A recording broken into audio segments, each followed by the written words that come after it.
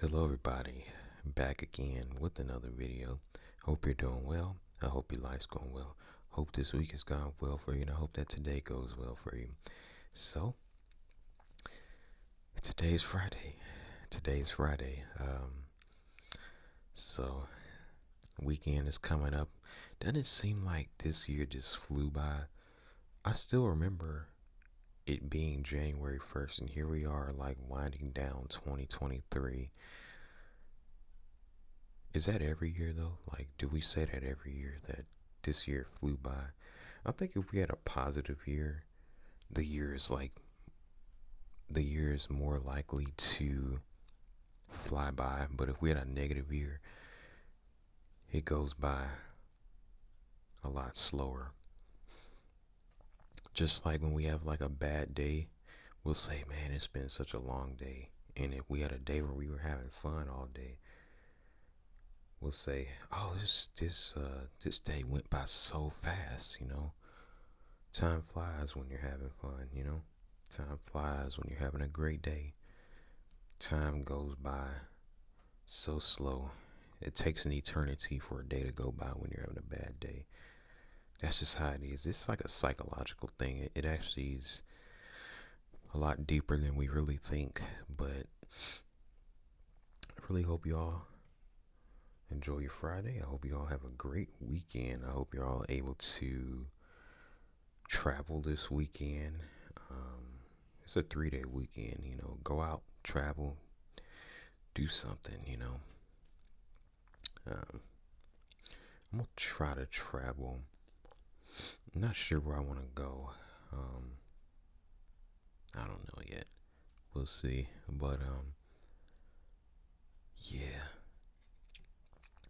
Let's talk about Uber Eats.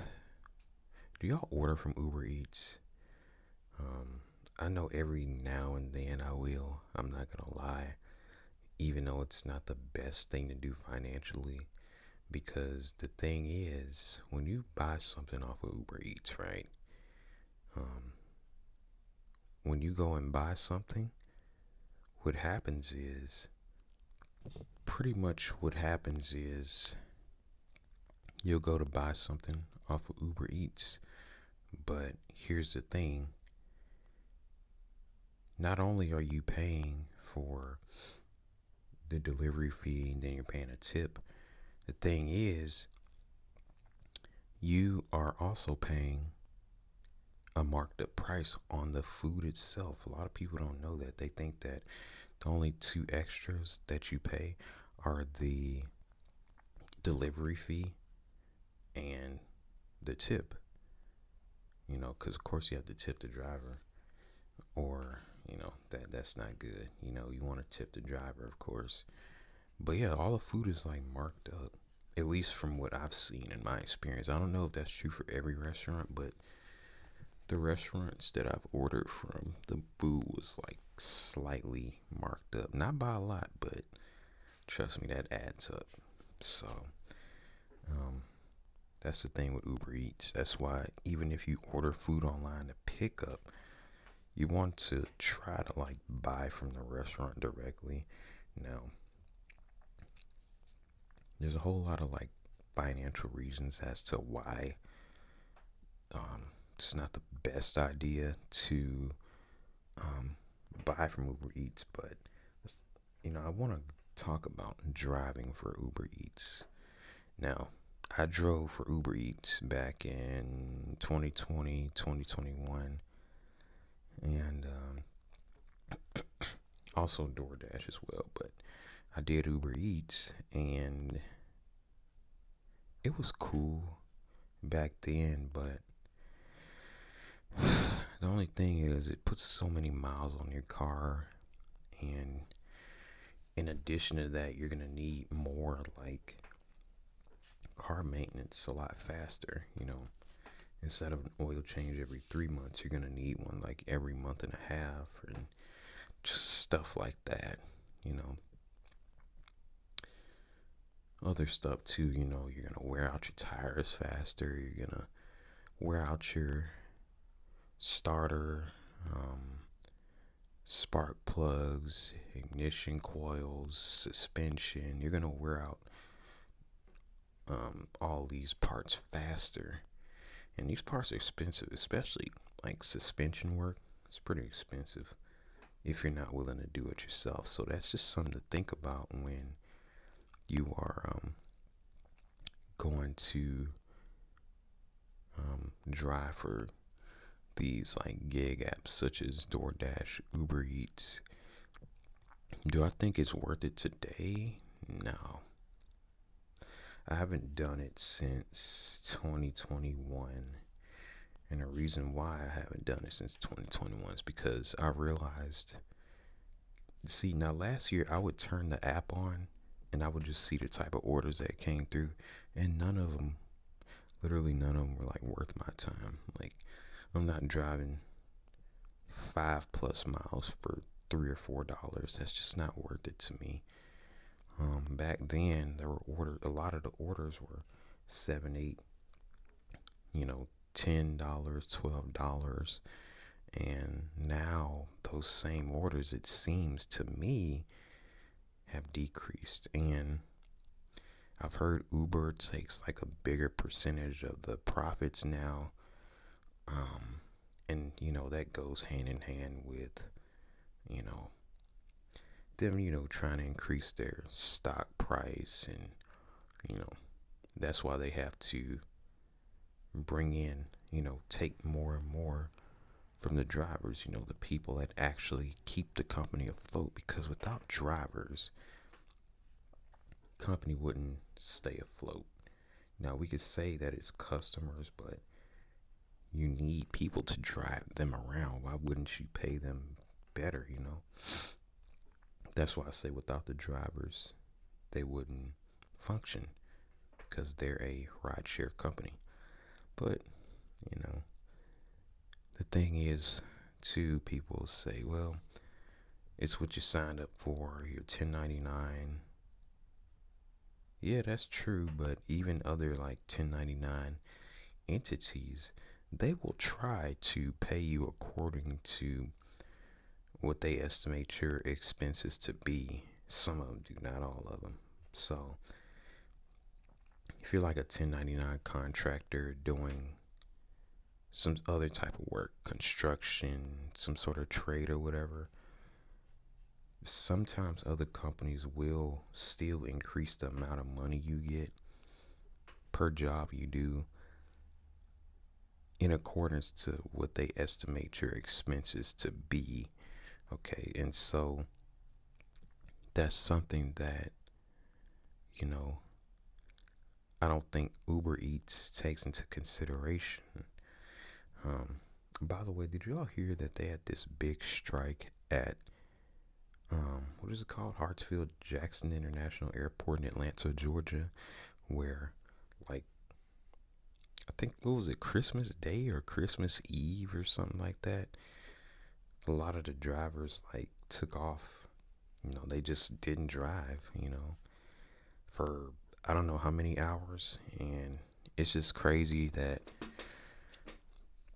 you know that's what it takes to send a message across to Uber like, hey, we're not making enough.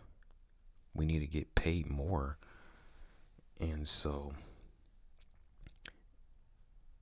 I agree with the strike. That's what it was, a strike. I don't know why I couldn't find the word for it, but I agree with the strike. They said they had enough of Uber's low pay rate. They had enough of them continues, and it's not just the low pay rate, it's the fact that we have inflation, and as things are inflating,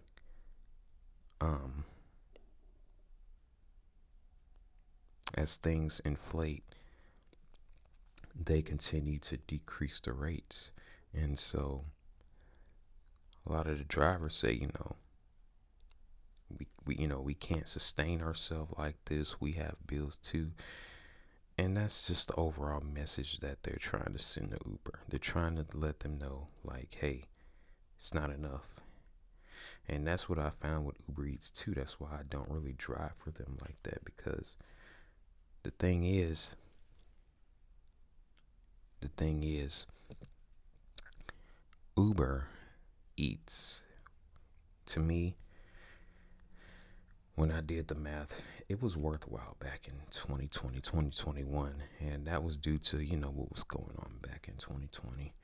And that's when the rates were up. 2020, 2021, people were still staying home. 2022, when things started kind of going back to how they were, that's when it became not worth it.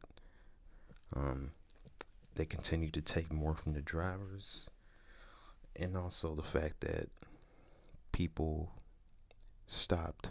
Well, they didn't stop, but they just ordered less and less. Like, they were willing to go out to eat more versus, you know, 2020, 2021. And so that's what changed. And with that, the rates got low. And so, that's to me why, I don't think it's worth it. And going into 2024, I still don't really think that it's going to be worthwhile. The rates are just too low. I'd have to see the recent, because I watch a lot of like Uber Eats YouTube channels, like people doing Uber Eats, because I like to see, okay, what type of rates are other people getting in their particular markets?